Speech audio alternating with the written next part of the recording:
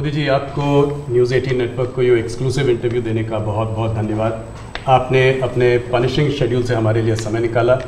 इस इंटरव्यू को हम थोड़ा अलग तरीके से करेंगे, कुछ बिग पिक्चर क्वेश्चंस पूछेंगे। शुरुआत में हमारे संग हमारे दो कलीग्स जुड़े हुए हैं, एक महाराष्ट्र के एंकर हैं, दूसरे हमारे कर्नाटका के एडिटर हैं। ये दो स्टेट्स अहम हैं इस चुनाव में, तो हमने सोचा कि थोड़े सवाल वो भी आपसे करेंगे।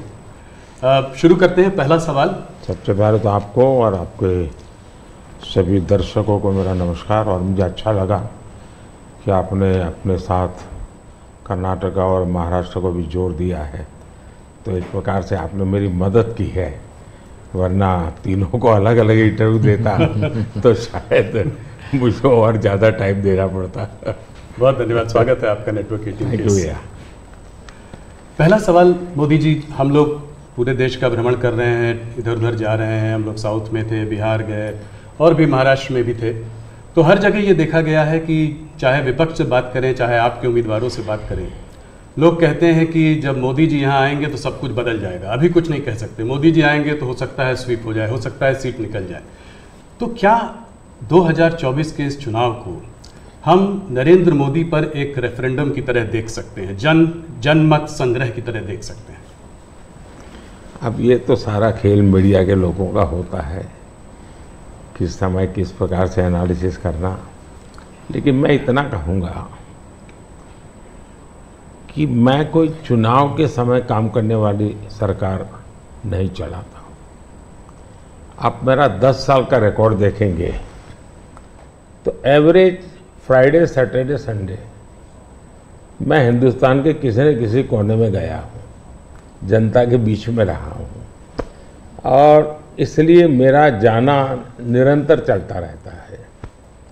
और चुनाव में मैं मानता हूँ कि लोकतंत्र का उत्सव ऐसा है कि सभी राजनीतिक दलों का कर्तव्य है कि ज़्यादा से ज़्यादा लोगों के बीच जाएं, जाकर के एक प्रकार से प्रशिक्षण का काम होना चाहिए, संवाद होना चाहिए, विचार विमर्श होना चाहिए। तो मैं एक राजनीतिक क्षेत्र के कार्यकर्ता के नाते चुनाव या न हो, मैं इसे अपना कर्तव्य मानता हूं और इसलिए मैं जाता हूं। जहां तक ये 2 फेज का सवाल है, मैंने ऐसा जन समर्थन बहुत कम चुनावों में देखा है जो मैं इस बार देख रहा हूं। एक प्रकार से चुनाव जनता जनार्दन लड़ रही है, सुशासन के लिए लड़ रही है, अपने सपनों को साकार करने के लिए लड़ रही है। ऐसा मुझे लगता है, शायद मैं तो शायद एक निमित्त हूं।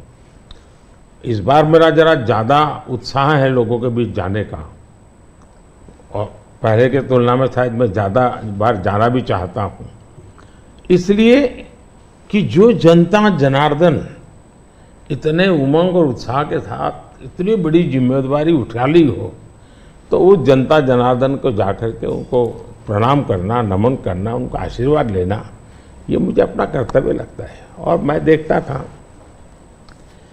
जो फर्स्ट राउंड हुआ, तो मैंने किसी दोस्तों को कहा था कि पहले राउंड में ये हमारे खिलाफ जो लोग मोर्चा लगा करके बैठने की कोशिश कर रहे हैं, पहले राउंड में वो पस्त हो गए जी।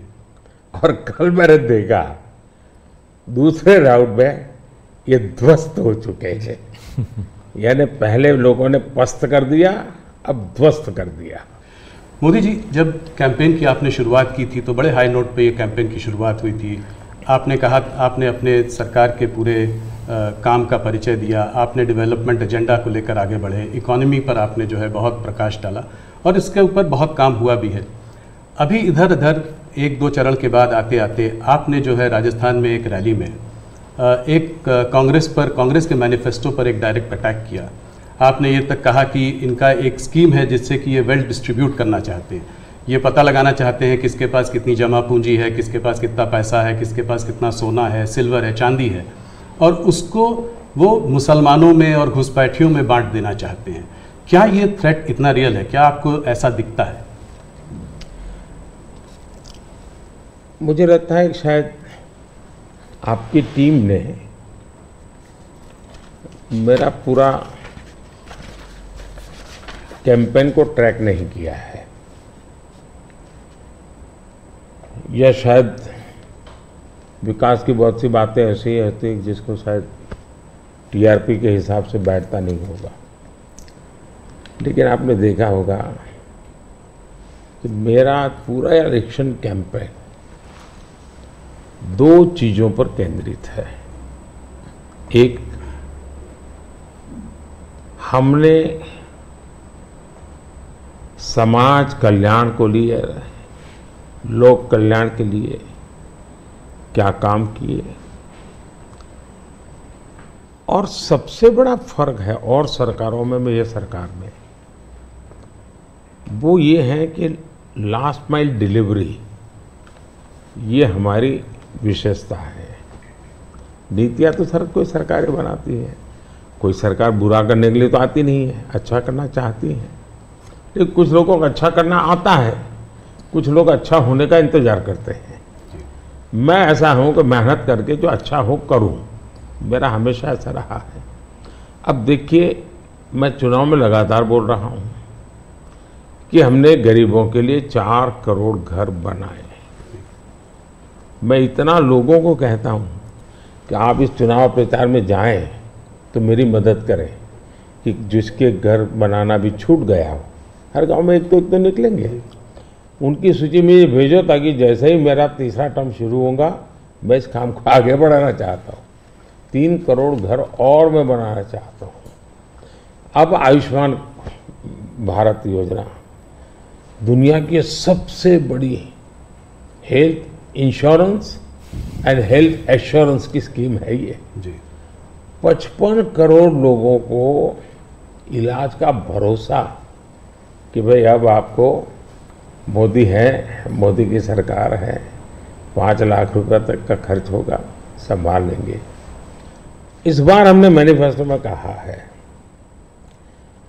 कि किसी भी वर्ग का, किसी भी समाज का, किसी भी बैकग्राउंड का व्यक्ति क्यों न हो, जिस भी परिवार में 70 से ऊपर की आयु के जो भी व्यक्ति होंगे, पुरुष स्त्री सब, उन सबको हम ये 5 लाख रुपए तक मुफ्त इलाज की सुविधा देंगे। इस बार हमने मैनिफेस्टो में ये भी कहा है कि जो आशा वर्कर हैं, आंगनवाड़ी वर्कर हैं, उनको हम इसका बेनिफिट देंगे। ट्रांसजेंडर जितने भी हैं, किसी भी आयु के क्यों न हो, हम उनको ये बेनिफिट देंगे। तो ये बात हम लोगों को बताते हैं। अब आप देखिए जी, हमारे देश में बैंकों का राष्ट्रीयकरण हुआ, ये जो मिलकर जब्त करने के खेल चल रहे हैं ना जी, पहले कर चुके हैं जी। सारी बैंकें प्राइवेट थी, लूट लिया रातों रात, गरीबों के नाम पे लूटा गया। लेकिन हमारे देश की बैंकें खस्ता हाल हो गई। आधे से अधिक आबादी ऐसी थी कि गरीबों के नाम बैंक तो लिया, लेकिन बैंक खाता नहीं था। ये मोदी ने आकर के 52 करोड़ बैंक के खाते खोले, और उसका सबसे बड़ा मैंने फायदा उठाया। खाते खोल करके आंकड़ा नहीं किया मैंने, जनधन, आधार और मोबाइल, इस ट्रिनिटी को लेकर के direct benefit transfer 36 lakh crore रुपए, आंकड़ा बहुत बड़ा होता है जी। 36 लाख करोड़ रुपए डायरेक्ट बेनिफिट ट्रांसफर लोगों के खाते में गए। अगर मैंने बैंक खाते न खोले होते तो इनका बड़ा फाइनेंशियल इंक्लूजन इस दुनिया में, पूरी दुनिया में एक साल में जितने अकाउंट खुलते होंगे ना, उससे ज्यादा काम हमारे देश में हुआ है। जल जीवन मिशन हमारे देश में जी 3-4% घरों में भी घर में नल से जल आता था, वो भी ज्यादातर अर्बन लोकेलिटी में। आज 14 करोड़ ग्रामीण परिवारों को नल से जल पहुंचा है। अब ये सारे काम है, 25 करोड़ लोग गरीबी से बाहर ऐसे ही नहीं आए जी। हमने उनको इतना सशक्त बनाया, और मेरी स्ट्रेटेजी यही है कि हम गरीब को इतनी ताकत दें कि गरीब खुद गरीबी को परास्त करे। और जब गरीब अपने मेहनत से गरीबी को परास्त करता है ना, उसके बाद उसको गरीबी में वापस नहीं जाना, ये संकल्प बन जाता है। और वो देश की शक्ति बन जाता है। आज हमें फायदा है, 25 करोड़ लोग गरीबी से बाहर आए, बहुत बड़ा अचीवमेंट है जी, दुनिया इसकी तारीफ कर रही है जी। और ये एक मॉडल बनेगा जी। ये जो डेवलपिंग कंट्रीज है उनके लिए मॉडल बनेगा जी। अब देखिए 2014 के पहले क्या हाल था। 2014 के पहले आपके सारे मीडिया वाले निकाल दीजिए, फ्रेजाइल फाइव यही हेडलाइन होता था जी। आज जी हम वाइब्रेंट इकोनॉमी बन गए। IMF ने दुनिया के 150 देशों का समूह, जिसमें चाइना भी है, हिंदुस्तान भी है, जिसको हम कहें कि एक डेवलपिंग कंट्रीज है या जो इमर्जिंग इकोनॉमी वाले देश हैं, ऐसा का एक समूह का उनको क्लासिफाई करके उन्होंने उसका एनालिसिस किया। बड़ा इंटरेस्टिंग है, यानी एक प्रकार से ये इंडिया का पीयर ग्रुप हम कह सकते हैं। अब देखिए क्या एनालिसिस है। 1998 इंडिया पर कैपिटा GDP इस पीयर ग्रुप से 30% के आसपास थी, यानी पूरा 150 देशों का देश है। उस समय अटल जी की सरकार थी, 98 में अटल जी की सरकार है। 98 से 2004 अटल जी के अपने कार्यकाल में ये 30% को 35% ले गए। अच्छा था, अच्छा प्रोग्रेस हुआ।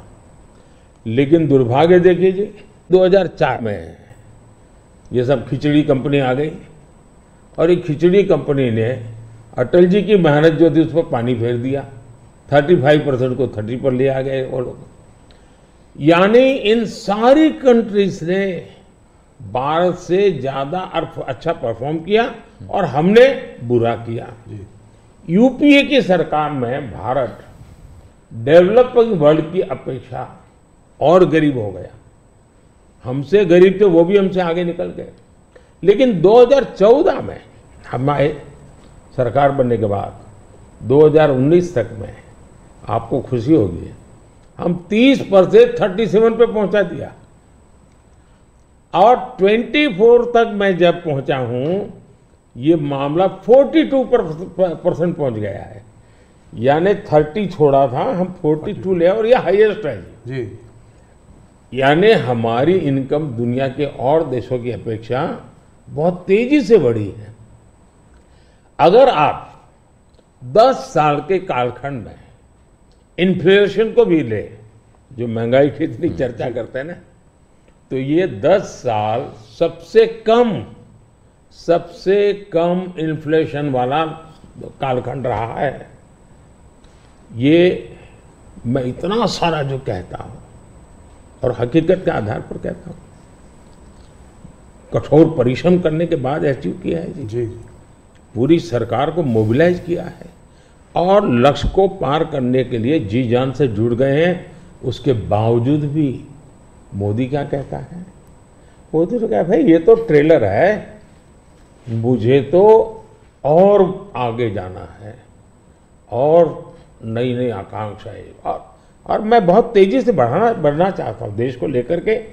और कांग्रेस का जहां तक मैनिफेस्टो है, कोई मुझे बताए क्या चुनाव के अंदर पॉलिटिकल पार्टियों के मैनिफेस्टो ये कोई शोपीस के लिए होते हैं क्या? सचमुच में तो मीडिया का काम है कि हर एक पॉलिटिकल पार्टी के मैनिफेस्टो की बारीकी से जांच पड़ताल करे। मैं इंतजार कर रहा था कि मीडिया करे। पहले दिन मैंने एक कमेंट तो कर दिया था जी, मैं कोई आज कर नहीं रहा जी, कि भाई मुझे मैनिफेस्टो देख करके लगता है कि इस पर पूरी तरह मुस्लिम लीग की छाप है। तो मुझे लगा कि मीडिया चौंक जाएगा, जो एनालिसिस करने वाले चौंक जाएंगे, लेकिन पता नहीं अब उनकी व्यस्तता कुछ और है। मैनिफेस्टो में उनकी तरफ से जो परोसा गया उतना ही गुड़ी उछालते रहे। फिर मुझे लगता भी ये तो इकोसिस्टम का बड़ा मिलीभगत लगता है। अब मुझे सच्चाई लेकर जाना पड़ेगा। मैंने काफी 10 दिन इंतजार किया कि देश इस मैनिफेस्टो में जो बुराइयां हैं उसको कोई न कोई, क्योंकि निष्पक्ष तरीके से आता है तो अच्छा है, आखिरकार मुझे मजबूरन ये सच्चाइयाँ लेकर के आनी पड़ी। आप देखिए साहब, अब उनके एक महाशय ने अमेरिका में इंटरव्यू दे दिया जी इनहेरिटेंस टैक्स पर, तो इनहेरिटेंस टैक्स की बात ले आए, 55% टैक्स आपकी प्रॉपर्टी। अब मैं विकास और विरासत की बात कर रहा हूँ, ये विरासत को लूटने की बात करते हैं। तो मैं और वेल्थ रिडिस्ट्रीब्यूशन की बात करते हैं, और उनके आज तक का इतिहास है, वो करेंगे क्या? तो फिर मेरी जिम्मेवारी, मेरी रिस्पॉन्सिबिलिटी है कि मैं देशवासियों को बताऊं कि भाई ये इस दिशा में ले जा रहे हैं। अब आप तय कीजिए, जाना न जाना जनता जनार्दन का हक है, लेकिन मेरा दायित्व बनता है कि तथ्य के आधार पर, तर्क के आधार पर, उनकी हकीकतों के आधार पर मुझे बताना चाहिए, वो मैं बता रहा हूँ।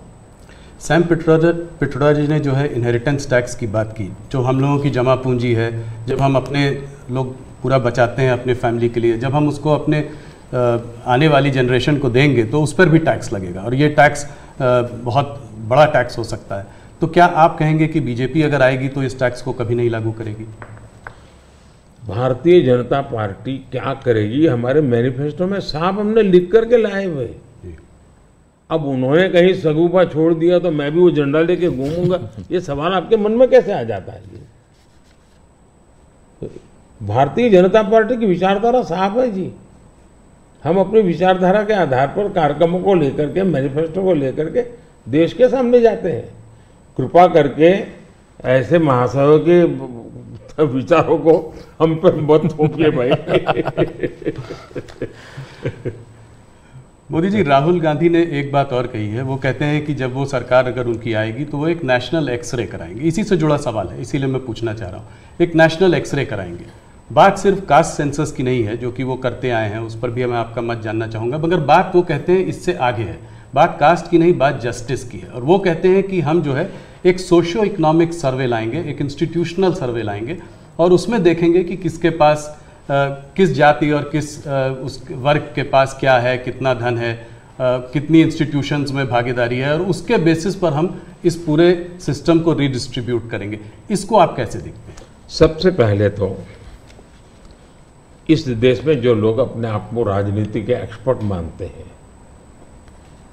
जो लोग देश के उतार चढ़ाव को बड़ी बारीकी से अध्ययन करते हैं, सबसे पहले उनका दायित्व है कि वो ऐसे लोगों को पूछे कि जिस परिस्थितियों का वर्णन आप कर रहे हो, अगर ये सही है तो 50, 60, 65 साल तो आपने राज किया भाई, ये मुसीबत के जो जन्मदाता आप हो, और आपने अब तक ये बर्बादी लाई क्यों?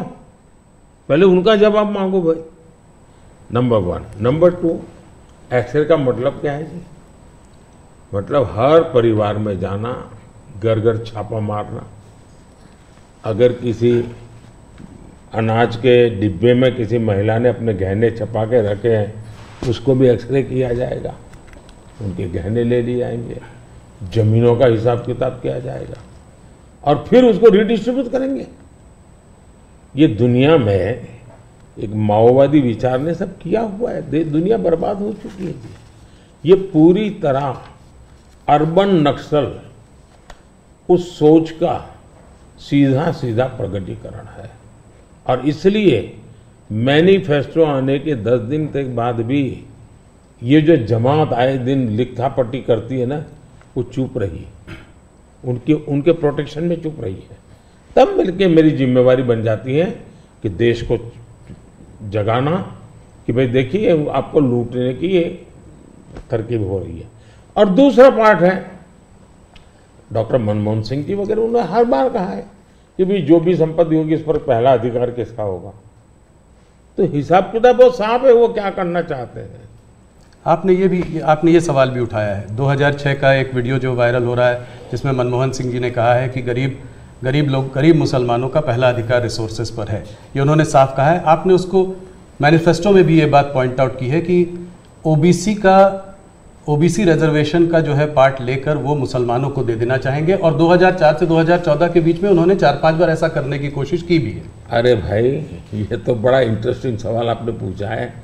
जरा मेरा जवाब लंबा हो जाएगा, लेकिन देश के लिए मुझे बताना पड़ेगा। बताइए। आप कांग्रेस का इतिहास देख लीजिए। 90 के दशक से ये मांग उठी है देश में। समाज का एक बहुत बड़ा तबका है जिसको लगता था कि हमारे लिए कुछ होना चाहिए, उसके लिए आंदोलन हुए हैं। 90 से पहले कांग्रेस ने पूरी तरह इस बात को खारिज कर दिया, उसका विरोध किया, उसको दबाने की कोशिश की है। यानी 90 के पहले का उनका दशक है। फिर उनको जितनी भी कमीशन बने, जितनी कमेटियां बनाई, उसके भी रिपोर्ट्स ओबीसी के विचार के पक्ष में आने लगे। अब उनके सिफारिशों को भी वो नकारते रहे, रिजेक्ट करते रहे, दबाते रहे। 90 के दशक में उनको लगा कि भी अब इसको जरा उनकी वोट बैंक की राजनीति के अनुसार उसको टर्न दिया जाए। उन्होंने पहला पाप किया क्या, 90s के दशक में कर्नाटका में उन्होंने धर्म के आधार पर, आपको याद होगा, कर्नाटका में उन्होंने धर्म के आधार पर मुसलमानों को ओबीसी घोषित कर दिया। यानी देश के ओबीसी को नकारना, उस विचार को दबाना, उस विचार को रिजेक्ट करना, लेकिन राजनीति खातर मुसलमानों को ओबीसी घोषित कर देना। केंद्र से कांग्रेस गई, 2004 तक ये प्लान ठप रहा, उनका इरादा पक्का नहीं हुआ। 2004 में वो फिर आए, तो आते ही आंध्र में मुस्लिम को ओबीसी कोटा ये देना तय कर लिया। मामला कोर्ट में जाके उलझ गया। अब ओबीसी के 27% जो आरक्षण में मिला हुआ है, भारत के संसद ने दिया है, संविधान के मूलभूत भावना के प्रकाश में दिया है। 27% शहद लगाने की उन्होंने तैयारी कर दी, डाका डालने की कोशिश की। 2006 में नेशनल डेवलपमेंट काउंसिल की मीटिंग हुई थी, एनडीसी की। मनमोहन जी के बयान पर बहुत बड़ा हंगामा हो गया। 2 साल कांग्रेस पूरी चुप रही। 2009 के घोषणा पत्र में फिर से इसका जिक्र किया। 2011 में कैबिनेट नोट है इसका। 2011 के कैबिनेट नोट में ओबीसी के 27% हिस्सा डाका डाल करके उसमें से मुसलमानों को दे देना उन्होंने तय किया जी। 2012 यूपी चुनाव में भी उन्होंने इसकी एक असफल कोशिश की, फायदा नहीं हुआ।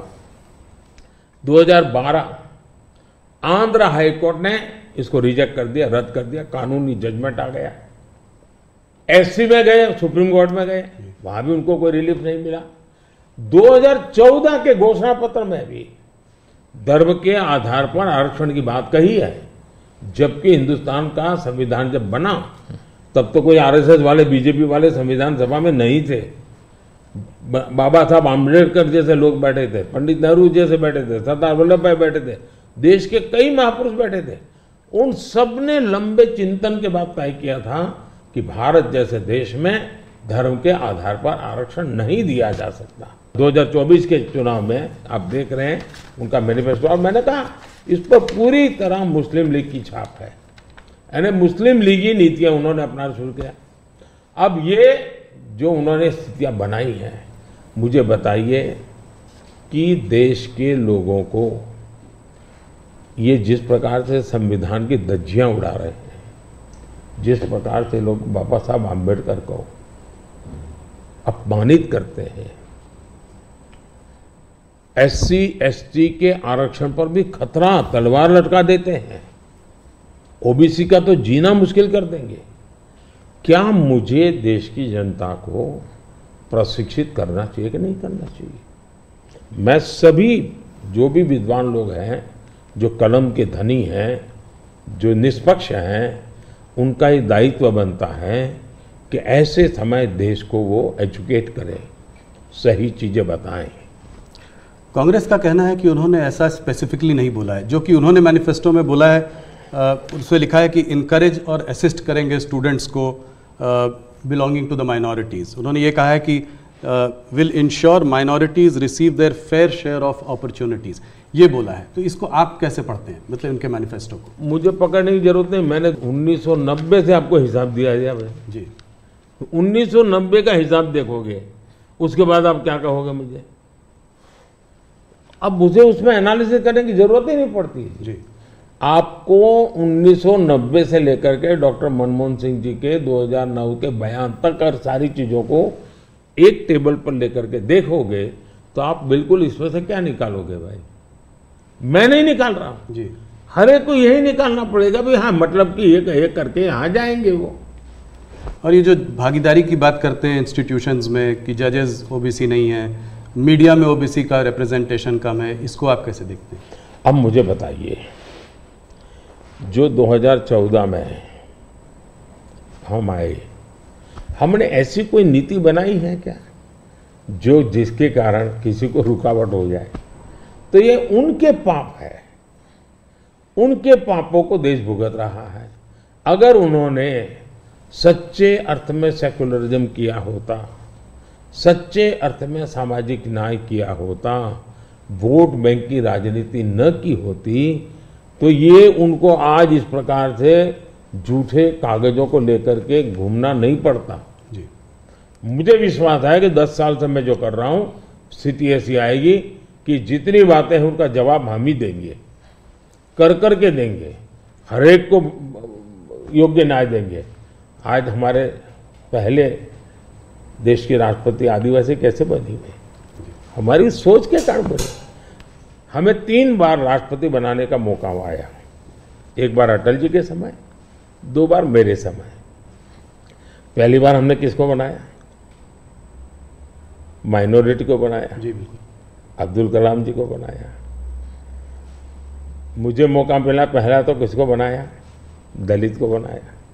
दूसरा मौका मिला तो किसको बनाया? आदिवासी महिला को बनाया। तो ये हमारे आचरण से पता चलता है कि हमारी सोच क्या है। जी। मोदी जी, आपने एक बात और कही है और इसको मैं एक लंबे सवाल से भी जोड़ना चाहता हूँ। आपने कहा है कि अगर इनका गठबंधन जो है सरकार बनाएगा तो ये पीएम बाय रोटेशन होगा। ये डिसाइड नहीं कर पा रहे हैं कि किसको पीएम बनाएंगे, तो एक साल के लिए सब लोग पीएम बनेंगे। सवाल मेरा थोड़ा बड़ा है। सवाल ये है कि क्या आपको लगता है कि जिस स्टेज में इंडिया का जो डेवलपमेंट स्टेज है उसमें कोएलिशन गवर्नमेंट काम करेगी या एक स्टेबल गवर्नमेंट ज़्यादा इफेक्टिव होगी? 2 अलग अलग सवाल है जी। देखिए, आप कांग्रेस का कैरेक्टर देखिए। उनके यहाँ राजस्थान में पार्टी के अंदर आंतरिक संघर्ष था, तो उन्होंने फॉर्मूला बनाई 2.5 साल मुख्यमंत्री की। 2.5 साल एक मुख्यमंत्री रहेंगे, 2.5 साल दूसरे ये राजस्थान में फॉर्मूला बनाई थी, नॉन फॉर्मूला है। छत्तीसगढ़ में ऐसा उनकी पार्टी के भीतर झगड़ा हुआ तो वहाँ भी उन्होंने फॉर्मूला बनाई कि 2.5 साल एक, 2.5 साल दूसरा, और उन्होंने मामला संभाल करके गाड़ी चलाई। और ये भी सच्चाई है कि 2.5 साल के बाद वो मुकर गए। जी। यानी खुद की पार्टी के साथ धोखा किया, खुद की पार्टी के अंदरूनी धोखा करने की उनकी प्रवृत्ति, वो तो एक। इसका मतलब ऐसी फॉर्मूला कांग्रेस के दिमाग में होना ये प्रूवन है उसमें। और मैंने अभी कहीं मीडिया में पढ़ा, तो उनकी कोई छोटी सी मीटिंग हुई थी, मीडिया में पढ़ा मैंने, और उसमें ये कहा कि भाई अब आज के स्थिति जब मोदी बार बार पूछ रहा है भाई इतना बड़ा देश किसको सुपर्द करे, आपका नाम तो होना चाहिए ना, इतना बड़ा आप किसी का भी नाम दीजिए जी। कोई तो नाम देना पड़ेगा ना। अरे क्रिकेट की टीम होती है वो भी कैप्टन बनाती है, कबड्डी की टीम होती है वो भी कैप्टन बताती है। भाई आप बता नहीं रहे हो कि इतना बड़ा देश दे किसको। और तब जाकर फिर उन्होंने कोई ऐसे फॉर्मूला बनाई है कि भाई 1 ईयर 1 पीएम फॉर्मूला। अब एक पीएम 1 साल रहेगा तो आएगा, पूरी नई सरकार बनाएगा, कैबिनेट बनाएगा, तो फिर शपथ समारोह चलते रहेंगे 5 साल, और क्या होगा जी। और देश संकट समारोह में उलझता रहेगा, वो शपथ समारोह में उलझते रहेंगे। अब कोई देश ऐसे चल सकता है? इतना बड़ा देश जी।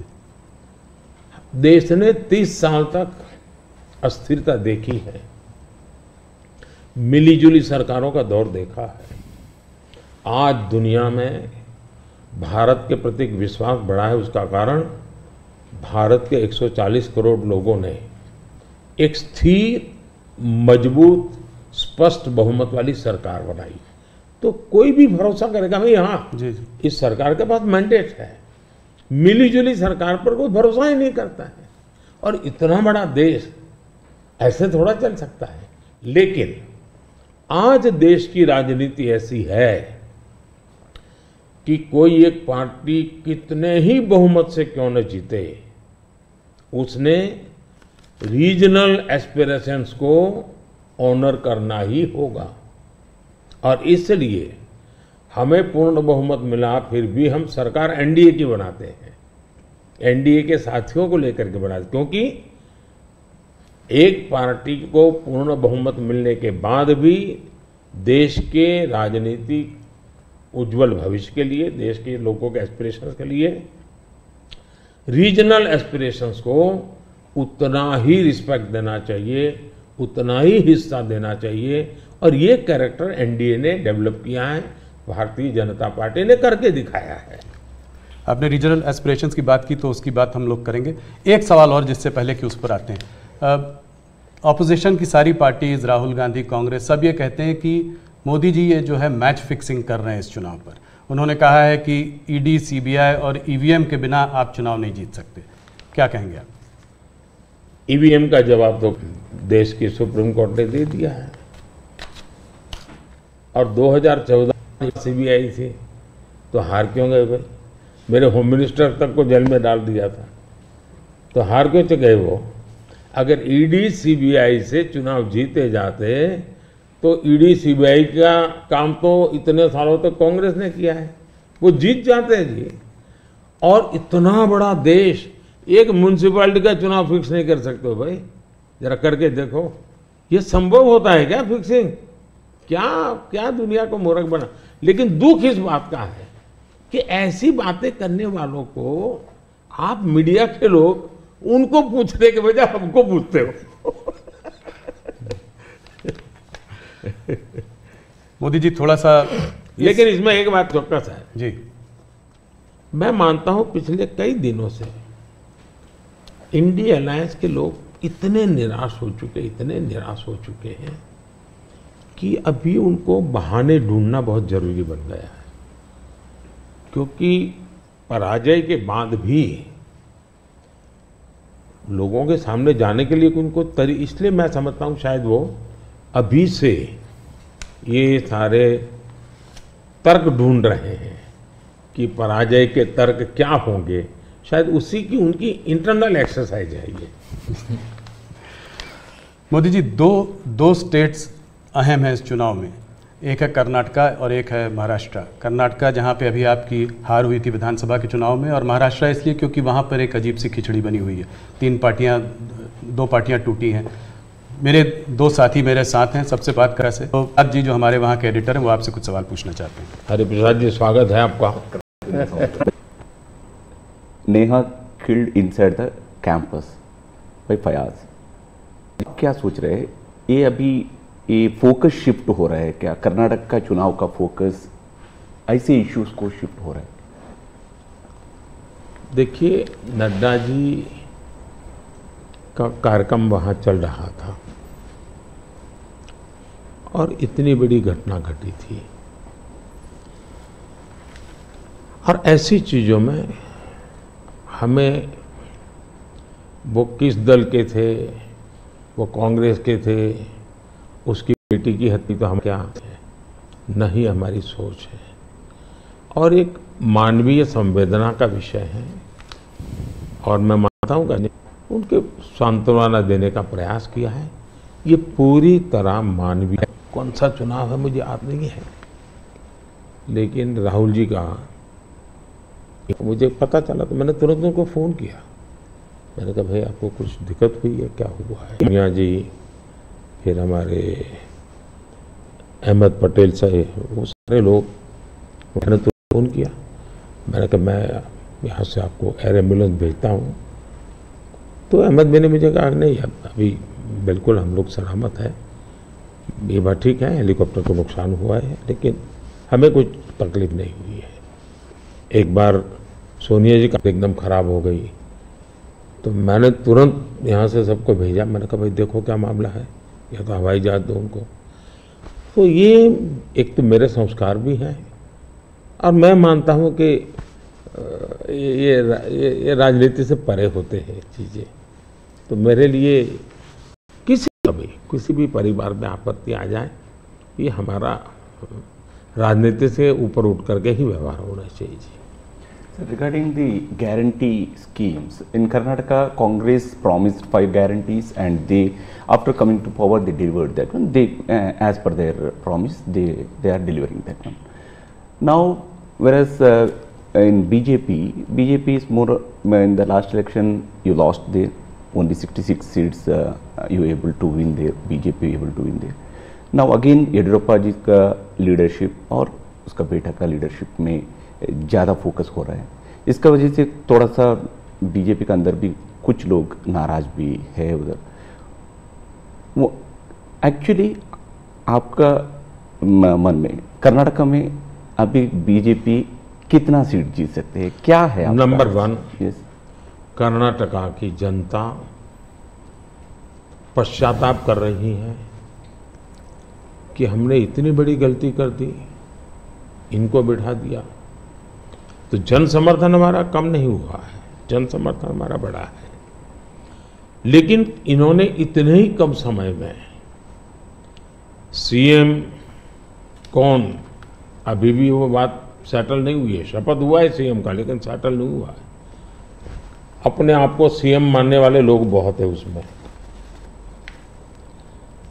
अब कानून व्यवस्था देखिए, चरमरा गई है, बम ब्लास्ट हो रहे हैं, हत्याएं हो रही हैं, आर्थिक स्थिति पूरी तरह कंगालियत की स्थिति में है। वादे तो बड़े बड़े कर दिए उन्होंने, मतलब आप जनता के साथ धोखा भी कर रहे हो। जब हमने कहा कि भाई हम इन लोगों को आयुष्मान कार्ड देंगे, मतलब देंगे, फिर इफ एंड बट भी वर्ग के व्यक्ति होंगे, इनको आयुष्मान कार्ड देंगे, मतलब देंगे। आप में ये हिम्मत होनी चाहिए। उन्होंने किसान जो योजना थी वो रद्द कर दी, किसान सम्मान निधि, कोई कारण नहीं है इस प्रकार से करने का। अब आप कोई सोच सकता है जब बेंगलुरु दुनिया में हमारा बहुत बड़ा देश की इज्जत बढ़ाने में बेंगलुरु का बहुत बड़ा रोल है। दुनिया में जब जाते हैं ना तो बेंगलुरु कहते ही ऐसा लगता है वो जैसा परिचित है, टेक हब के रूप में जाना जाता था। आपने देखते ही देखते इसको टैंकर हब बना दिया और टैंकर में भी माफियाशाही चल रही है। पानी के लिए लोग तरस रहे हैं। अगर ये जो हालत उन्होंने कर दी है, अब युवाओं की स्कॉलरशिप आपने संख्या भी कर दी, अमाउंट भी कम कर दी, यानी एक के बाद एक आपने ऐसे नेगेटिव काम किए हैं। जिन मुद्दों को लेकर के वोट मांगा, उन मुद्दों को आप वोट दे नहीं पा रहे हैं। अच्छा, डेप्यूटी सीएम वो अपने भाई के लिए वोट मांग रहे हैं और वो खुद सीएम बन सके इसलिए सब खेल खेल रहे हैं। वो सीएम से हटे इसके लिए भी खेल खेले जा रहे हैं। भले मेरी टीम ने मोदी को आगे किया, लेकिन मेरी पूरी टीम काम कर रही है जी, और टीम मेहनत करती है, लोगों को विश्वास भी है और हम आगे बढ़ रहे हैं। It's the third phase, but for us in Karnataka it's the second phase election for 14 seats. There's places आते हैं। Now regarding this drought बारे में, already Congress is claiming that we went to Supreme Court. Now central government is forced to give a rightful compensation. What's your opinion? देखिए, सिद्धारा में है कि जब पुरानी सरकार थी और वहाँ ड्राउट था उस समय, मैंने खुद के ने उनकी पूरी टीम को यहाँ बुलाया था एज ए प्राइम मिनिस्टर। उनके हम जल संचय की योजना हमें बनानी चाहिए। अब जहाँ तक स्टेट डिजास्टर रिलीफ फंड का सवाल है, हमारी सरकार ने पहले ही जो केंद्र का हिस्सा होता है वो उनके यहाँ बैंक के खाते में जमा करके दे दिया हुआ है जी। हमारी इंटर मिनिस्ट्रियल टीम उसने भी प्रभावित क्षेत्रों में जो नियम है पद्धति हो जो हमने नहीं बनाई, कई दशकों से है, उसके अनुसार वो टीम वहाँ गई है, जाकर के उसने सर्वे किया है। और हर बार ऐसा होता है, जैसे मेरे यहाँ गुजरात में भूकंप हुआ तो मैंने एक मेमोरेंडम भेजा, भारत सरकार ने एक टीम भेजी, उन्होंने सर्वे किया, उन्होंने हिसाब किताब लगाया। अब ये सारी प्रोसेस चली, आचार संहिता आ गई, तो हमने इलेक्शन कमीशन को कहा कि भाई हमारे सामने ये विषय है, हम इसको जैसा ही आप परमिशन देंगे हम देना चाहते हैं। एनडीआरएफ के तहत अब राशि रिलीज भी कर चुके हैं उस नियम के अंतर्गत। मोदी जी, थोड़ा सा हमारे संग हमारे एंकर जुड़े हुए हैं विलास बड़े, आपसे कुछ महाराष्ट्र के बारे में बातचीत करना चाहते हैं। नमस्कार भैया। मोदी जी, तुम्हाला महाराष्ट्राचा नमस्कार, महाराष्ट्राकडून नमस्कार। महाराष्ट्र में बीजेपी को उन 23 सीटों को बचाना है जो आपने 2019 में जीती थी, लेकिन इस बार महाराष्ट्र में एक पूरी खिचड़ी बनी हुई है। शिवसेना और एनसीपी टूटी है, उनके दो पार्टनर आपके साथ है, जो दो गुट है आपके साथ है। क्या उद्धव ठाकरे जी और शरद पवार जी के साथ या उनके पक्ष में आप कोई एक सिंपैथी की लहर देख रहे? देखिए, पहली बात तो मैं महाराष्ट्र के सभी लोगों को मेरा नमस्कार, और मेरे लिए अच्छी बात है कि मैं अलग से महाराष्ट्र के विषय को लेकर के आपसे बात कर रहा हूँ। अब देखिए, ये बात सही है कि वहाँ लंबे अरसे से मिलीजुली सरकार चलती है। विलासराव देशमुख थे, तब से लेकर के आप देखिए, इवन शरद पवार भी जब मुख्यमंत्री बने थे वो भी पूर्ण बहुमत के साथ अकेले नहीं बन पाए थे। दूसरा, महाराष्ट्र का दुर्भाग्य रहा है कि लंबे अरसे से 5 साल तक कोई एक मुख्यमंत्री रहा नहीं है।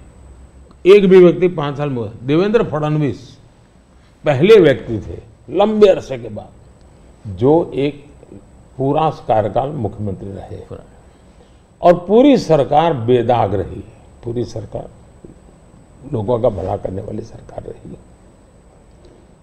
अब सिंपैथी हमारे साथ होनी चाहिए कि जो लोग हमारे साथ चुनाव लड़े, जो लोगों ने हमारे साथ चुनाव लड़ करके महाराष्ट्र के लोगों से वोट मांगा, लेकिन मुख्यमंत्री बनने के खुद के व्यक्तिगत महत्वाकांक्षा के कारण और उसमें अहंकार भर गया, इसके कारण आपने बाला साहब ठाकरे के जमाने से बनी बनाई इस जोड़ी को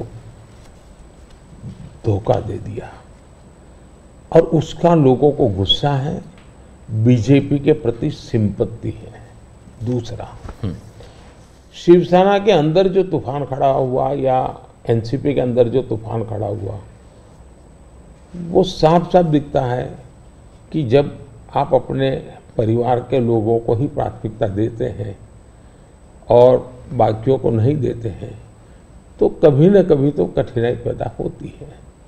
शरद राव के घर में जो मुसीबत है उनके पारिवारिक झगड़ा है, भतीजा संभाले कि बेटी संभाले।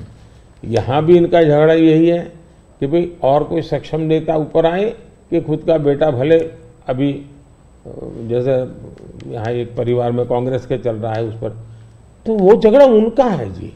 और मैं मानता हूँ हमारा देश इस प्रकार के पारिवारिक झगड़ों के प्रति नफरत करता है, सिंपैथी नहीं करता है। तो ये बिल्कुल ही, आप सिंपैथी शब्द लेकर के सिंपैथी दिलवाने की अगर कोई कोशिश करता है तो मैं समझता हूँ वो भी फेल जाने वाली है। लोग नफरत करते हैं, लोग ऐसी चीजों को स्वीकार नहीं कर सकते कि भाई ये तुम्हारे घर के झगड़े, तुम घर में निपटो ना, महाराष्ट्र को क्यों बर्बाद कर रहे हो। तो गुस्सा है। दूसरी बात है, जहां तक आज शिंदे जी के नेतृत्व में जो सरकार चल रही है, भारतीय जनता पार्टी का ज्यादा सीटें होने के बाद मैंने त्याग किया है। त्याग महाराष्ट्र की भलाई के लिए किया है। कुछ लोगों को लगता था कि हम सीएम बनना चाहते हैं, नहीं, पर हम सीएम बन सकते नहीं बने। महाराष्ट्र की जनता को हमने कन्विंस किया है कि हम महाराष्ट्र के लिए जीते हैं, हमारे लिए नहीं जीते हैं। और इस चुनाव में ये सिंपत्ति हमारे पक्ष में है कि इतना बड़ा दल, एक मुख्यमंत्री, सफल रहा हुआ मुख्यमंत्री, वो आज डिप्टी सीएम बन करके भी एक प्रकार से खुद के सम्मान को छोड़ करके आज भारतीय जनता पार्टी सिर्फ और सिर्फ महाराष्ट्र के उज्जवल भविष्य के लिए, और मैं मानता हूं हमारे देश में बंगाल बर्बाद हो गया, कोलकाता एक इकोनॉमी को ड्राइव करता था, लेकिन वहाँ इस प्रकार की उठापटक की राजनीति ने बर्बाद कर दिया। बिहार और उत्तर प्रदेश अस्थिरता की राजनीति ने तबाह करके रख दिए थे। महाराष्ट्र को इस हालत में जाने नहीं देना चाहिए। मुंबई देश की आर्थिक राजधानी है, हमें देश हित में भी महाराष्ट्र में मजबूती के साथ आगे बढ़ना चाहिए, और ये बात हम महाराष्ट्र की जनता को समझा रहे हैं, उनको कन्वे कर रहे हैं, और महाराष्ट्र की जनता बहुत पॉजिटिव रिस्पॉन्स दे रही है जी। ओके, महाराष्ट्र में बीजेपी, शिवसेना और एनसीपी की महायुति बनी है, लेकिन इस चुनाव में आखिरी समय तक सीटों की खींचातान बहुत चल रही है। अभी तक टिकट का वितरण भी बहुत जगह पे नहीं हुआ है। ये महायुति पर एक बड़ा सवाल नहीं है खड़ा करता? मुझे लगता है ये जो पहले दो वाक्य बोले ना, उसके सिवाय बाकी सब जो बता रहे वो उन लोगों का प्रॉब्लम है। वहाँ सीटें तय नहीं हो पा रही हैं, वहाँ निर्णय नहीं हो पा रहा है, वहाँ पैरेलल चुनाव लड़े जा रहे हैं। इस बाजू तो ऐसा ही नहीं, बीच बाजू तो चल पड़े हैं लोग, मिलजुल करके सीटें तय कर करके चल पड़े हैं जी, और वेल इन एडवांस कर दिया है। शिवसेना, बीजेपी और एनसीपी, ये तीनों ने इसको कर लिया है। सामने जो नकली पार्टियों का मेला मिलाप है वहां नहीं हो पा रहा है जी, उल्टा है। कितनी सीटें देखते हैं आप महाराष्ट्र में? पिछली बार 41 आई थी, इसलिए पूछ रहा हूँ ये सवाल। हम बहुत ताकत के साथ आगे बढ़ रहे हैं, वोट भी बढ़ेगा, सीट भी बढ़ेगी। सर, 2017 में आप ही की सरकार ने शरद पवार जी को पद्म विभूषण दिया था, जो देश का सेकेंड हाईएस्ट सिविलियन ऑनर है।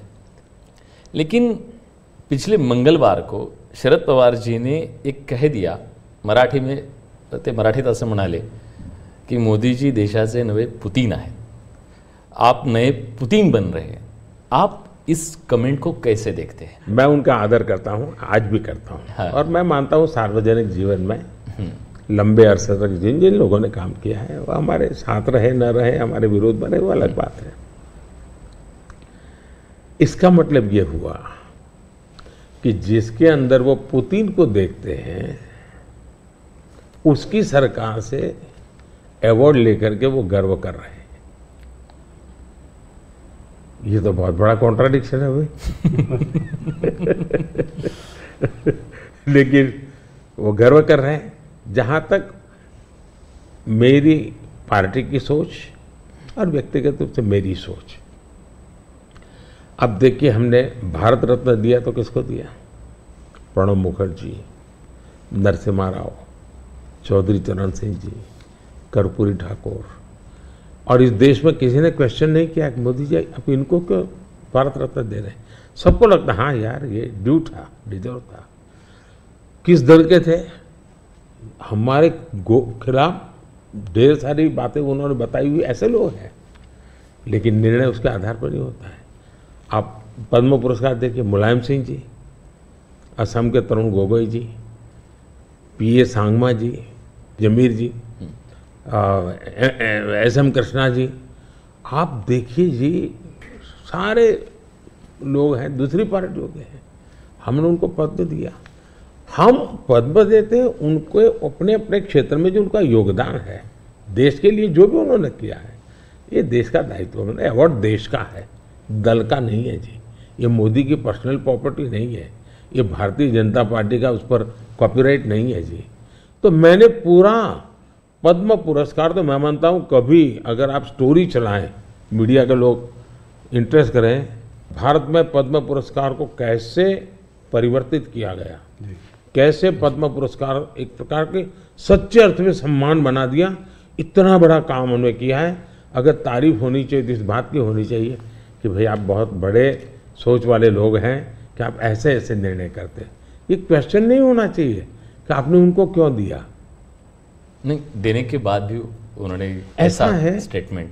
ये शर्ती थोड़ा होता है कि मैं पद्म देता हूं मेरे लिए चुप रहना। ये कोई एग्रीमेंट थोड़ा होता है, ये गिव एंड टेक फॉर्मूला नहीं है जी। मोदी जी, थोड़ी सी बात उत्तर प्रदेश की करते हैं। सबसे बड़ा प्रदेश है, 80 सीटें वहाँ से आ रही हैं। क्या इस बार आप लोग 2014 का रिकॉर्ड तोड़ पाएंगे? 71 सीट लाई थी बीजेपी, 73 एनडीए। इस बार अगर देखें तो अखिलेश और राहुल साथ में चुनाव लड़ रहे हैं और दमखम के साथ जो है पूरे परिवार को उन्होंने वहाँ से उतारा है। खुद कन्नौज से लड़ रहे हैं अखिलेश जी, डिम्पल मैनपुरी से लड़ रही हैं, फिरोजाबाद, आजमगढ़, तमाम जगह से उनके परिवार के लोग लड़ रहे हैं।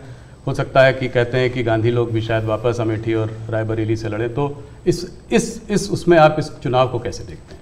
राहुल जी, आप जितने गर्व से सब उतरे हैं 4 बार बोल रहे हैं। नहीं, गर्व से ये मजबूरी है कि क्या है? परिवार के लोगों को उतारना पड़ रहा है, ये मजबूरी है। ये उनका मूल कैरेक्टर है कि इसके सिवा उनके पास कोई है ही नहीं। फैमिली मेंबर के लिए लड़ना, फैमिली मेंबर के लोगों के लड़वाना, यही खेल है। अच्छा, ये पहले इकट्ठे नहीं आए क्या भाई? पहले भी इकट्ठे आ चुके हैं, बार बार इकट्ठे आ चुके हैं। लेकिन उत्तर प्रदेश की जनता को अपना भविष्य क्या है उसकी समझ पूरी है।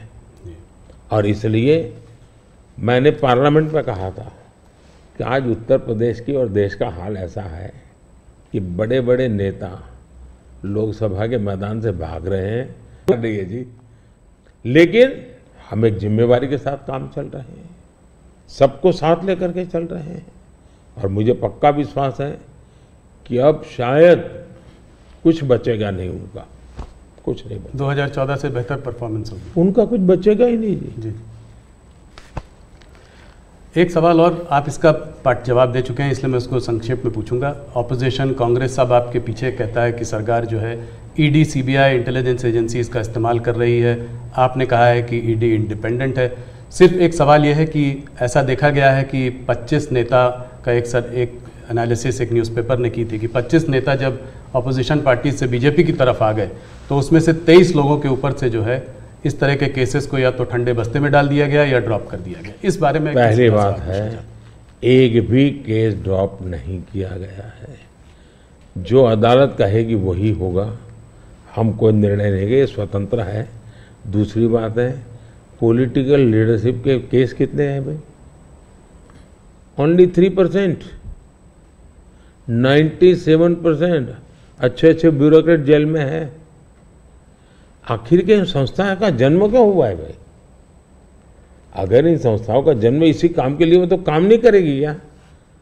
और अदालत इतनी बड़ी है जी, किसी को जमानत नहीं दे रही है अदालत, तो अदालत देखती होगी ना भाई। और भ्रष्टाचार के मामले में हम कम से कम उसको लाइट न ले जी। सचमुच में देश में चर्चा होनी चाहिए कि पहले एक जमाना ऐसा था, आपको आरोप लगता था ना तो भी हल जाते थे। आज गुनाह सिद्ध हो चुका, सजा हो चुकी, फिर भी आप हाथ ऊंचा कर करके फोटो निकलवा रहे हो। आप भ्रष्टाचार का महिमा मंडन कर रहे हो। इस देश में ये आलोचना का विषय होना चाहिए। भ्रष्टाचार को न्यू नॉर्मल के रूप में ट्रीट नहीं करना चाहिए, वरना इस देश का बहुत नुकसान होगा जी। ये सवाल बीजेपी और अदर्स का वाला नहीं है, देश के लिए ठीक नहीं है कि आप इसको न्यू नॉर्मल बना दें। और मैं देख रहा हूँ धीरे धीरे धीरे ऐसा वातावरण बनाया जा रहा है, हाँ ठीक है यार वो तो चलता रहता है। यही तो देश, गरीब आदमी मर रहा है जी। हमने कैसे भी करके इससे देश को मुक्त करना चाहिए, रिजॉल्व होना चाहिए कंट्री का, वो नहीं हो रहा है जी। और मैं तो मानता हूं कि भाई देखिए, मैं जो कोशिश कर रहा हूं, एक सिस्टम को पॉलिसी ड्रिवन बनाओ, टेक्नोलॉजी को भरपूर लाओ। आज हमने, पहले एक प्रधानमंत्री कहते थे 1 रुपया जाता है 15 पैसे पहुंचता है जी। आज मैं कहता हूँ 1 रुपया जाता है पूरे 100 पैसे पहुंचते हैं, डायरेक्ट बेनिफिट ट्रांसफर। क्यों? सिस्टम को सुधारो भाई। हमने जेम पोर्टल बनाया, करप्शन को कम करने की दिशा में हमारा बहुत बड़ा कदम है जी। दूसरा, समाज को भी जगाओ, समाज को भी आदत डालो कि भाई भ्रष्टाचार बुरा है, किसी भी स्तर पर भ्रष्टाचार से मुक्त रहना चाहिए। और देश में वो वातावरण बन रहा है, पॉलिटिकल लोगों को डर नहीं है। और मैं मानता हूं उसमें कुछ मात्रा में ये जो सिर्फ हमारा विरोध है इसलिए उनका समर्थन कर देना, ये शोभा नहीं देता है भाई। आपने पिछले कार्यकाल में काफ़ी बड़े काम किए, आर्टिकल 370 को रद्द किया, सीएए को लेके आए, मगर ऑपोजिशन लीडर्स इस कैंपेन में सब कह रहे हैं कि अगर वो सरकार बनाएंगे तो इन सब को जो है सीएए को रिपील कर देंगे। ममता बनर्जी खास करके कह रही हैं सीएए को इम्प्लीमेंट नहीं होने देंगी। इसको आप कैसे देखते हैं? पहली बात है कि जिसको भारत का संविधान समझ है, जिसको भारत के फेडरल स्ट्रक्चर का पता है, किसके पास कौन काम है वो सब पता है, वो कभी ऐसी बात बोलेंगे नहीं, क्योंकि ये उनके अधिकार क्षेत्र का विषय ही नहीं है जी। अगर मोदी भी राज्य का मुख्यमंत्री होता है तो नहीं कर सकता है जी। जो भारत सरकार के विषय हैं वो भारत सरकार करेगी, जो राज्य सरकार के विषय होते हैं वो राज्य सरकार करेगी। लेकिन जनता को मूर्ख बनाने की फैशन हो गई है, जनता को अंधेरे में रखने, इसलिए वो कुछ भी बोलते रहते हैं। दूसरी बात है, मैं चैलेंज करता हूं कांग्रेस पार्टी कल प्रेस कॉन्फ्रेंस करके बता दें कि हम 370 वापस लाएंगे, क्योंकि 370 हटने के बाद ये लोग संविधान की इतनी बड़ी बातें करते हैं ना जी। बाबा साहब अम्बेडकर के नाम पर, हमको इतनी गालियां देते हैं। हिंदुस्तान में बाबा साहब अम्बेडकर का संविधान पूरे देश में लागू नहीं हुआ था। जम्मू कश्मीर में 70 साल तक भारत का संविधान नहीं लगा है। ये हमने आकर के भारत के संविधान, और वहाँ दलितों को पहली बार आरक्षण मिल रहा है जी। वाल्मीकि समाज वहाँ रहता है, वहाँ पहली बार आरक्षण मिल रहा है। ये सब क्या बातें करते हैं जी। और उनकी हिम्मत है क्या, वो प्रेस कॉन्फ्रेंस करके बोले कि हम 370 फिर से वापस लाएंगे। हिम्मत है तो कोई भी दल हिम्मत है तो आ जाए मैदान में। मोदी जी, बंगाल की तरफ चलते हैं। वेस्ट बंगाल में जो है इस बार चुनाव काफ़ी ज़ोरों में लड़ाई हो रही है। पिछली बार जब आप 2019 में 18 सीट लाए थे 42 में, तो लोग चकित रह गए थे, लोगों को उम्मीद नहीं थी कि आप 18 सीट लाएंगे। इस बार आपके एक नेता ने कहा है कि 36 सीट आ सकती है। राजनाथ जी ने मुझसे इंटरव्यू में कहा था कि 36 सीट आ सकती है। कैसे देख रहे हैं इस वक्त माहौल को? देखिए, जहां तक लोगों का चकित वाला जो आप कह रहे हैं ना, उनका प्रॉब्लम यह है कि मुझे 10 साल हो गए, अभी भी वो मानने को तैयार नहीं कि देश की जनता ने मोदी नाम के किसी व्यक्ति को प्रधानमंत्री बनाया। तो ऐसी एक जमात है जो देश के मैंडेट को स्वीकार करने को तैयार नहीं है जी। अब हकीकत है भाई कि देश की जनता हमको समर्थन दे रही है। आपने हिसाब लगाया था नहीं होगा नहीं होगा, वो तो आपकी गलती थी जी। लोग, हमारे तो लोगों के साथ संपर्क है। मैं मालदा में था, मैंने जी, मैं हैरान था कितना बड़ा जबरदस्त वहां माहौल था जी। अब जनता जनार्दन का विश्वास बन रहा है कि देश में एक स्थिर मजबूत सरकार है। बंगाल में भी उसका परिणाम अच्छे मिले। और टीएमसी के शासन में महिलाओं पर जो अत्याचार हो रहे, संदेश खाली की जो घटना है, पूरे देश को हिला दिया है जी। और उसका गुस्सा निकलना ही निकलना है मतदान में। आखिर जनता के पास तो मताधिकार है, उससे से अपना गुस्सा निकालेंगे जी। तो गुस्सा निकलना है, बहुत स्वाभाविक है। आपने देखा होगा नोटों के ढेर, क्या कभी आपके टीवी वालों ने इतने सारे नोटों के ढेर कभी पकड़े गए देखा था? पिछले कुछ सालों में आप लगातार 50 करोड़ के ढेर, 300 करोड़ के ढेर, 250 करोड़ के ढेर, 200 करोड़ के ढेर, देश चौंक गया है जी। आप कितना इसको दबाने की कोशिश करो, लेकिन देश के दिल दिमाग में स्थिर हो चुका है कि ये लूटने वाले लोग हैं। तो इस बार जीत और बड़ी होगी। बिल्कुल क्लीन स्वीप कर रहे हैं। उड़ीसा को कैसे देखते हैं? उड़ीसा में आपने जो है बीजेडी का साथ छोड़ा। भारतीय जनता पार्टी वहां अलग रही है। बीजेडी ने मुद्दों के आधार पर समर्थन, केंद्र में हमारा समर्थन किया था, मुद्दों के आधार पर जी। और ऐसे बहुत से दल हैं जो मुद्दों के आधार पर हमें समर्थन देते रहे हैं। तो बीजेडी का हमारा नाता हो रहा, राज्य के अंदर हम बिल्कुल, उड़ीसा की पूरी अस्मिता खत्म हो रही भाई। उड़ीसा की अस्मिता संकट में है। उड़िया लैंग्वेज वो खतरे में आ रही है। और मैं नहीं मानता कि उड़िया के लोग अब ये लंबे अरसे तक इसको सहन कर सके। इतने संसाधन है जी। आज उड़ीसा देश का रिचेस्ट स्टेट बन सकता था जी रिचेस्ट स्टेट्स, लेकिन क्या हालत बना के रखी है। तो अब उड़ीसा के सामान्य मानवी के अंदर एस्पिरेशंस है जी, और मुझे लगता है कि हमें सेवा का मौका मिलना चाहिए। हम उड़ीसा को कहां से कहां पहुंचा कर देंगे। उड़ीसा से बात बिहार की भी करते हैं। बिहार में आपने फिर नीतीश जी के संग वापस जो है आपका गठबंधन उनके साथ है, उस गठबंधन के साथ लड़ रहे हैं, कैसे देखते हैं? पिछली बार 39 सीटें थी आपकी 40 में, क्या इसको रिपीट कर पाएंगे? पहले एक तो हम चुनाव असेंबली का साथ लड़े थे जी, बाद में वो कहीं गए फिर वापस आए, तो हम जो जनता का मैंडेट है उसके अनुसार साथ में है। जी, जहां तक जन समर्थन का सवाल, कल मैं बिहार में ही था, जी, जो जन समर्थन मैं देख रहा हूँ जी, अनप्रेसिडेंटेड, इतनी गर्मी में कोई पैंडल नहीं, कुछ नहीं, जी, और लाखों लोग जिस प्रकार से इस बात से जुड़े हुए हैं, मैं साफ देख रहा हूँ जी कि बिहार में पहले हम एक आध सीट शायद हार जाते थे, शायद इस बार एक भी नहीं हारेंगे।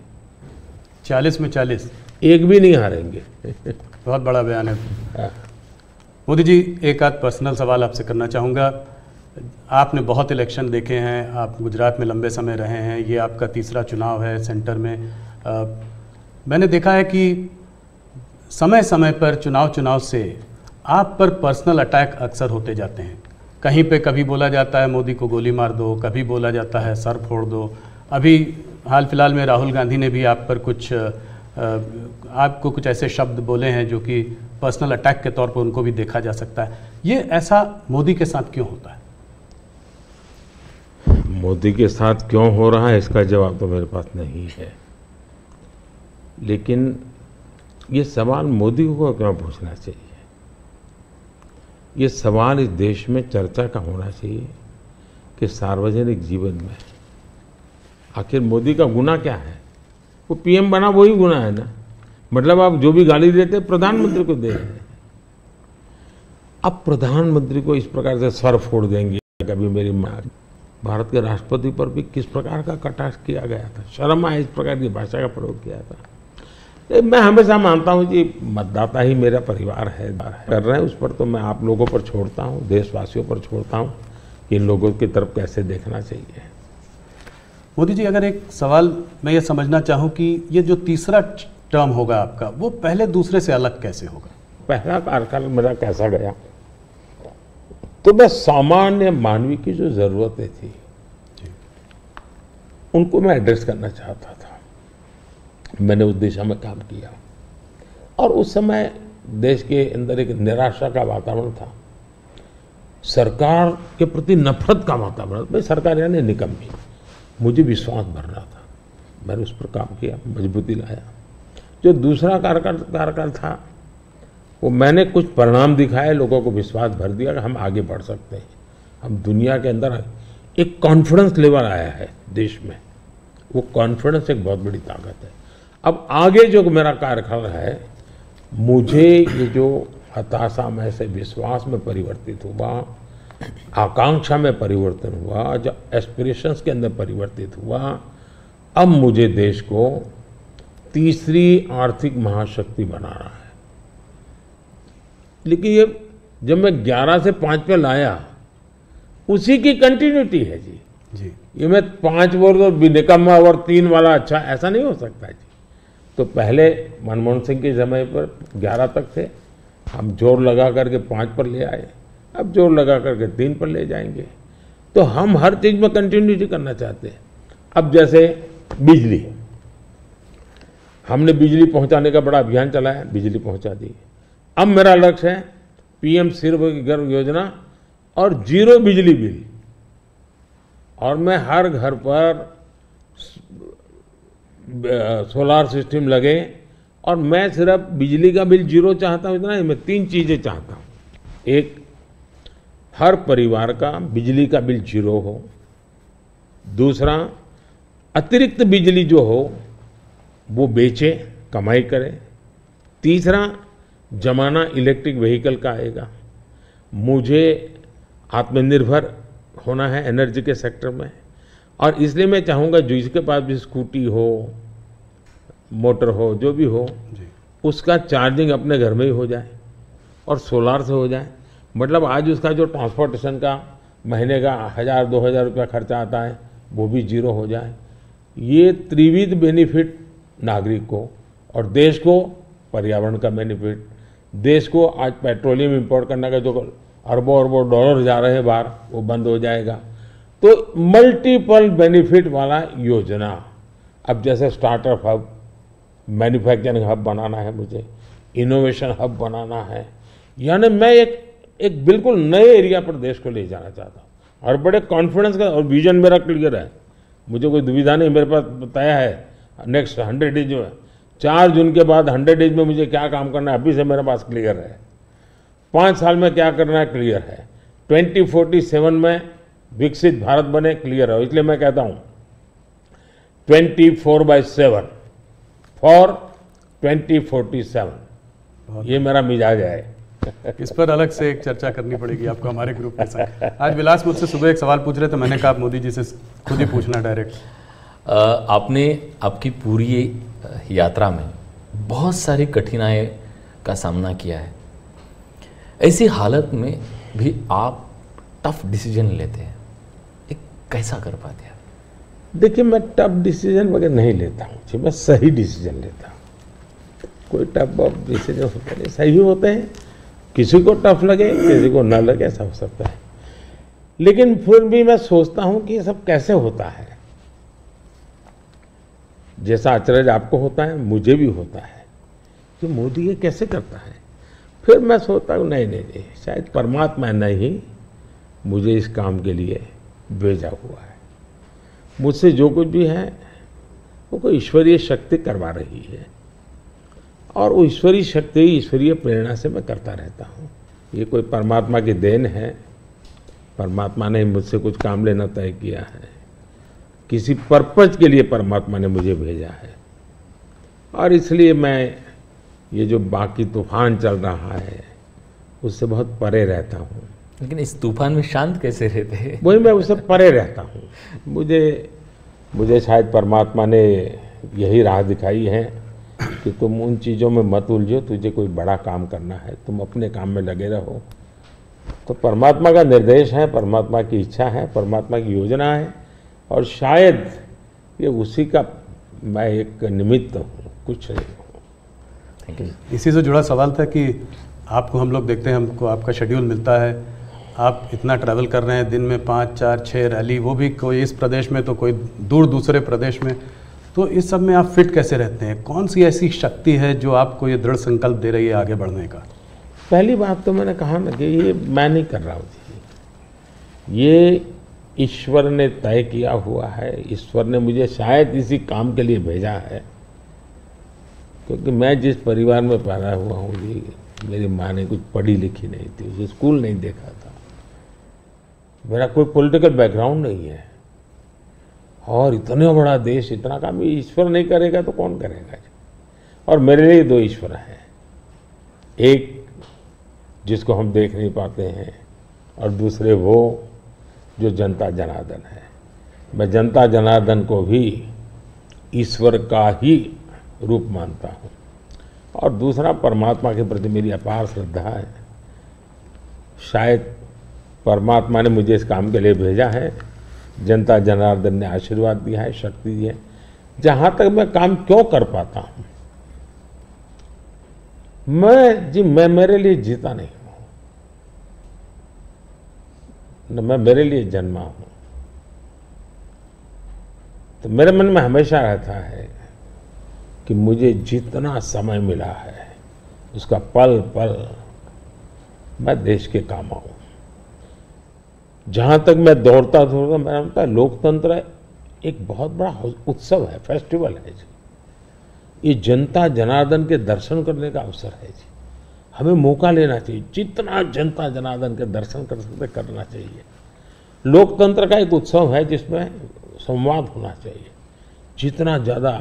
तो मैं इसको एक, जैसे हम घर में कोई बड़ी पूजा करते हैं ना, कैसे इन्वॉल्व होते हैं, मेरे लिए पूजा का समय है। मेरे 140 करोड़ देवता, उनकी मैं पूजा कर रहा हूँ, उस भाव से मैं चलता हूँ। लगा रहता हूँ उनमें, वो खप जाता हूँ और थकता नहीं हूँ, भगवान को देख के आता हूँ। मोदी जी बहुत बहुत धन्यवाद आपका, आपने अपने समय इतना समय निकाला। आपके नारे की तरह इस बार हमारा भी एक नारा है, अगली बार सिर्फ न्यूज़ 18 पर 8 पार।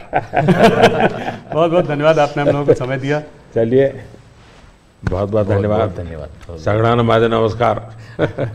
सगळ्या महाराष्ट्रातल्या जनतेला